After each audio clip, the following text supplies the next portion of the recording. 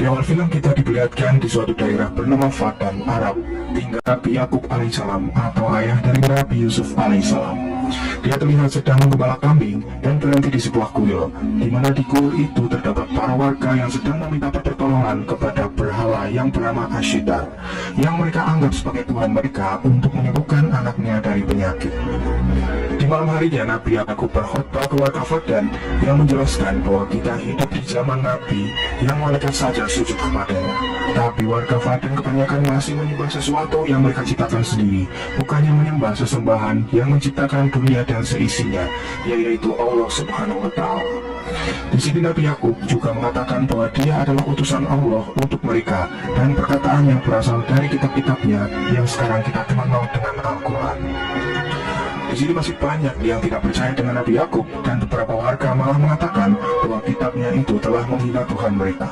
Tapi Nabi Yakub mengatakan bahwa kitabnya sama sekali tidak menghina Tuhan mereka. Dia juga berbalik bertanya kepada para warga, apakah patung Ashitar menciptakan kalian atau kalian yang menciptakan patung itu. Beberapa warga pun mulai mempercayai perkataan Nabi Yakub itu yang masuk akal. Tapi tetap saja ada beberapa warga yang tidak mempercayainya dan mempertanyakan apakah Tuhan Nabi Yakub lebih kuat dari Tuhan-Tuhan yang lain. Tapi selama datang pendeta kuil dan membubarkan para kerumunan dengan mengatakan bahwa gara-gara keingkarannya Nabi Yakub, maka Fadan dilanda kemarau yang berkepanjangan. Keesokan harinya di kuil Ashitar terlihat sedang melangsungkan hukuman bagi warga yang melawan patung Ashitar dengan melemparinya menggunakan batu dan menyebutnya Tuhan yang bodoh. Lalu datanglah Nabi Yakub yang akan menebus warga itu. Namun para pendeta tidak menyetujui tebusan itu karena warga itu adalah musuh bagi Ashitar.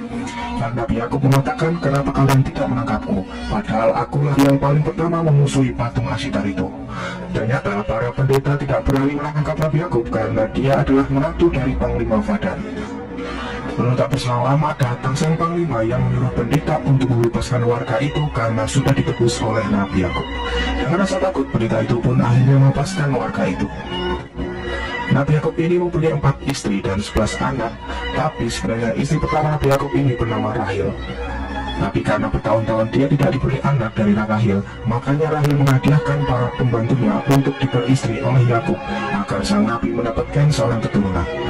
Nah, setelah bertahun-tahun dan tidak mendapatkan seorang anak, akhirnya dia hamil dan akan mempunyai seorang anak pertamanya.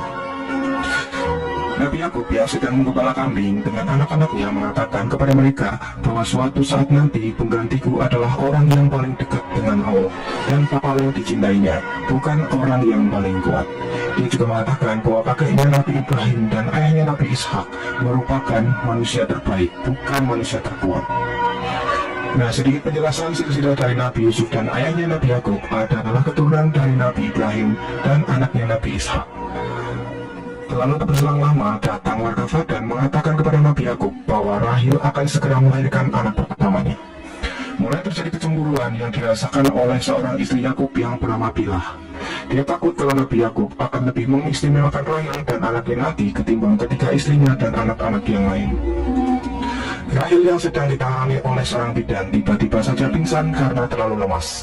Bidan itu pun hanya bisa pasrah karena jika seorang yang sedang akan melahirkan pingsan, maka diperkirakan dia tidak akan selamat.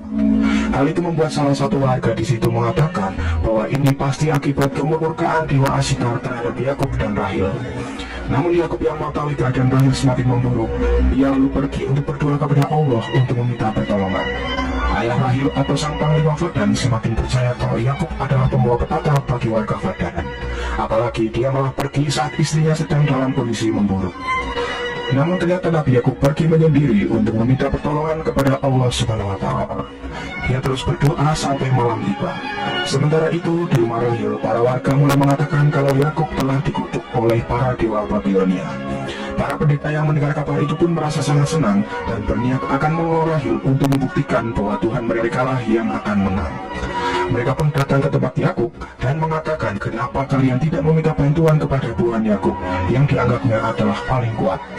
Nabi Yakub pun datang dan mengusir para pendeta di rumahnya karena dia tidak membutuhkan pertolongan dari para pendeta kuil, dan kembali berdoa kepada Allah Subhanahu wa Ta'ala agar menunjukkan kuasanya kepada seluruh warga Fadan.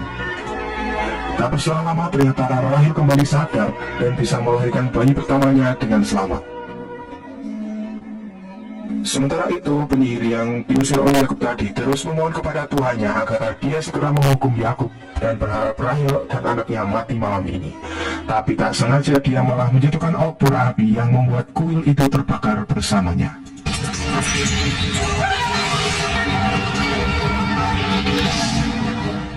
Nabi Yakub yang selama 10 tahun menantikan anaknya dari Rahel akhirnya dikaruniai berkat Allah Subhanahu wa Ta'ala.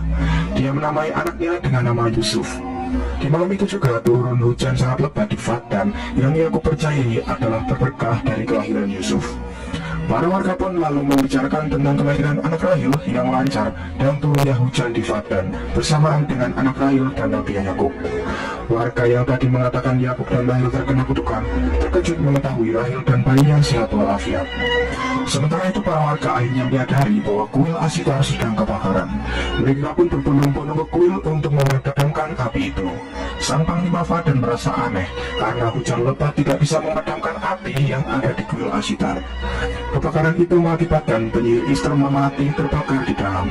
Para warga mulai mempertanyakan kenapa penyihir bisa terbakar dan kemana Tuhan Asitar, kenapa tidak bisa memadamkan api di kuil.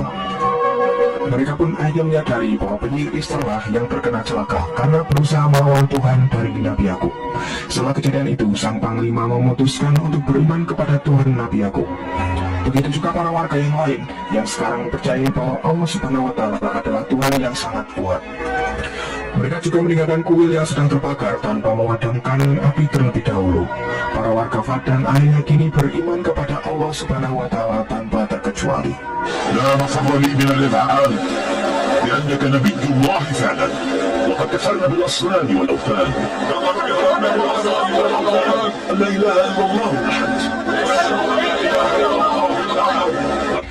5 tahun telah berlalu, dan dalam waktu itu pula rahmat Allah terus mengalir kepada penduduk Fadan.